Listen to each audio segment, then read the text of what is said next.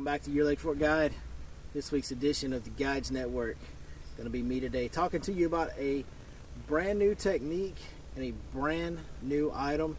It is the grass flutter spoon from Big Joe over there at Weedless Lures on Lake Fork. He's actually the guy that invented the flutter spoon. We've talked to you about him before, shown you some of his flutter spoons a little bit. But this is a new one. This is kind of a smaller version of a flutter spoon. And it's got a couple different things on it that we're going to talk to you about today. But this is for grass, and it has been killing the fish lately.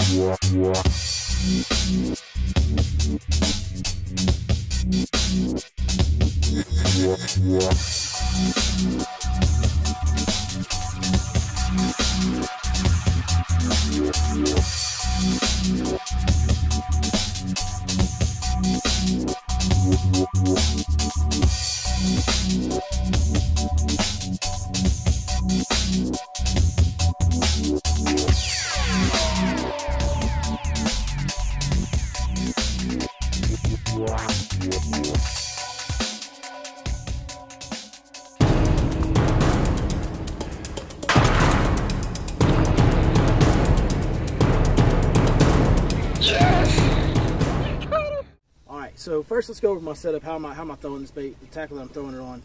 I'm using a 610 medium heavy Limit 5 series rod.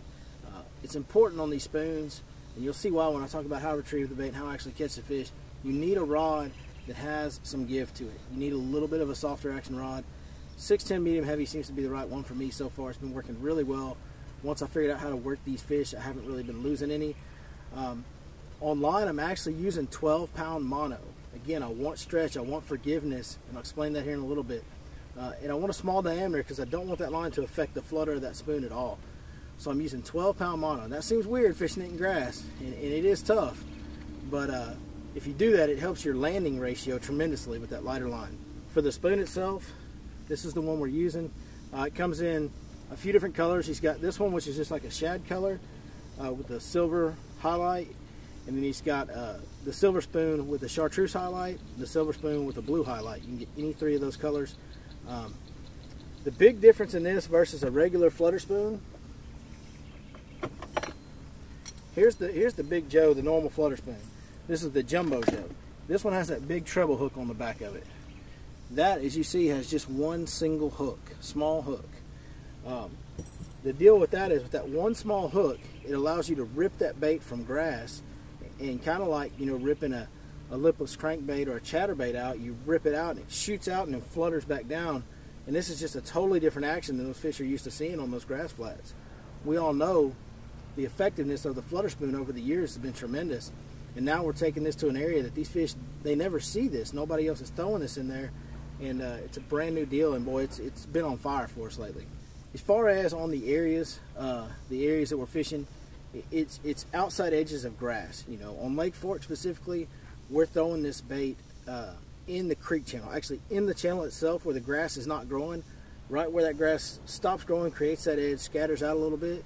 That's where I'm throwing this. Also, the deeper flats that have some grass out in 6 foot of water, 7 foot of water, where that grass starts scattering out a little bit and it doesn't grow all the way to the surface, we're throwing that spoon out there, letting it fall down into the tops of that grass and then ripping it out. And that's the kind of the areas that I've been focused on right now. Like I said, this is a brand new deal. I've only had this spoon for a few weeks, so I'm still learning on it as well. But it's been really effective in those type of areas. All right, so now let's talk about how we're working this bait, and then what may be the most important part of this video is going to be how do I work that fish once I get a hook in him, because that is a big important part. If you just try to horse these fish in and, you know, jerk the hook real hard on the hook set and really try to horse them to the boat, you're going to lose almost every fish if you do that. So as far as how we're retrieving it, making long casts. Then I'm going to take my spool is loose right here. I'm going to thumb my spool and strip line and throw it back out there. And that's going to allow that spoon to fall on a slack line. I'm going to wait until it gets all the way to the bottom. And then once it's on the bottom, right there, just hit bottom, I'm going to go ahead and give it just a couple of hops.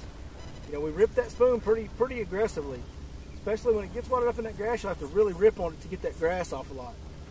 Once it does, it'll bust free and shoot out and then flutter right back down in their face. One of the other techniques that I actually was taught from Joe himself, and this applies to the big spoon as well, is you know, not being quite so aggressive.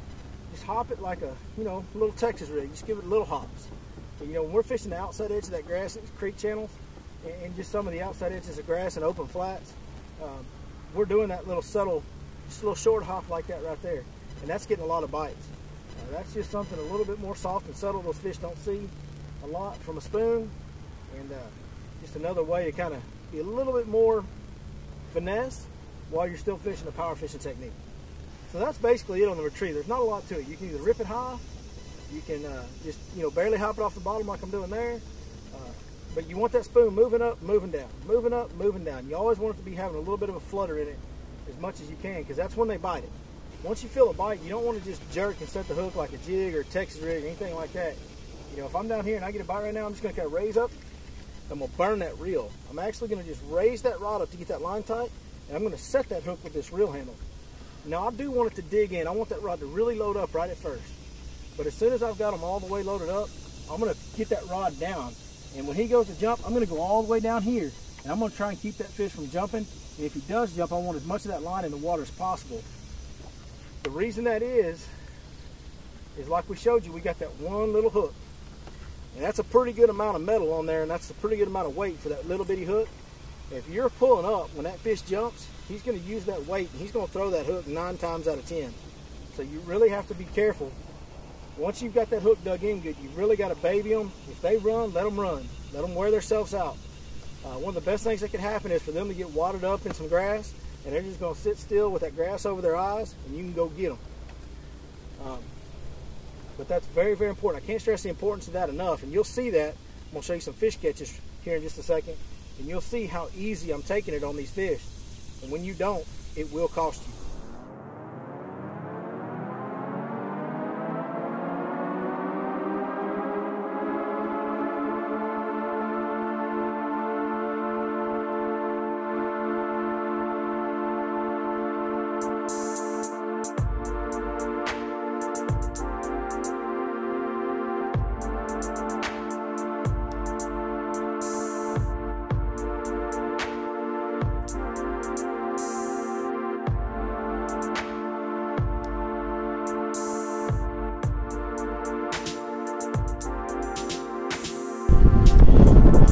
Hey, that's a brand new flutter spoon fish from Joe Spaits. This is the first time I've ever thrown that.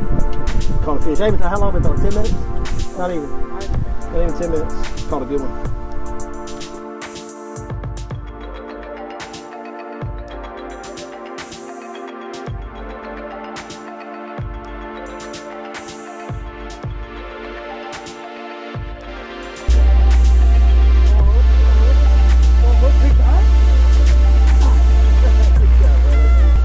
Been an absolute grind. We're doing the best we can to get some on camera, but that's a nice fish right there. But look, I caught another fish. It's on that new Joe Spaits invention that we've been telling y'all about. I think we're getting pretty dialed in. It's working pretty good right now. Sing. Really?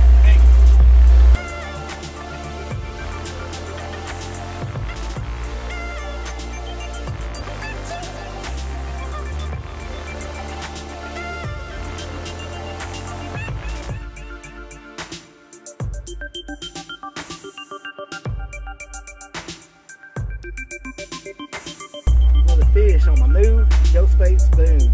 I'll tell y'all a lot more about that here in the near future.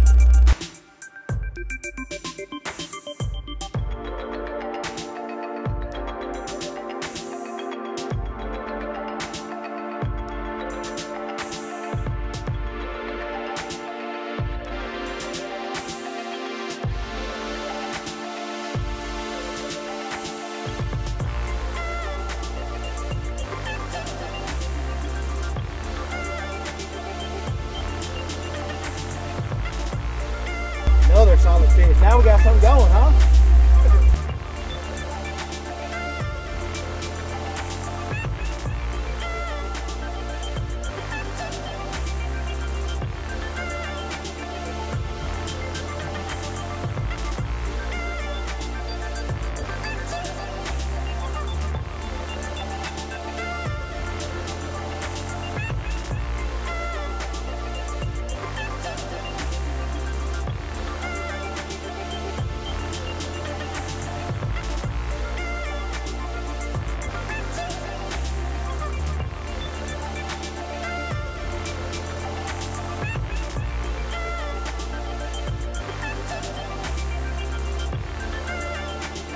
there's you a couple fish catches. You saw how we landed them, how easy we had to take it on them. You also see how effective it is. Man, they get to biting that thing almost every cast when you find a group of them. It's incredible. They are now available for sale as of today. So, give Joe Spaits a call. He's linked below. His number's down there. His name's down there. Give him a shout. He does do phone orders. He does not have a website. He does phone orders. He's very old school. But if you call in a phone order, he will ship to you. So either stop by. He's at Highway 17 at the Little Mustang Bridge, Weedless Lures, or give him a call on the phone and get you some ordered. I promise you won't regret it. Brand new tool for a brand new area. These fish haven't seen it before, and they are smoking them. And just go get you some and then thank me later. Well, I guess that's it. We appreciate you guys watching your Lake Fork Guide as always. If you like this video, do me a favor, hit the thumbs up. If you want to see more, subscribe. Let me know what you thought in the comments below. Let me know if there's some more details you want to know about the spoon. If there's a certain technique that you want to see covered on the channel in the near future, just let me know, comment right below. We appreciate you guys watching as always, and we'll see you next time right here on your Lake Fork Guide.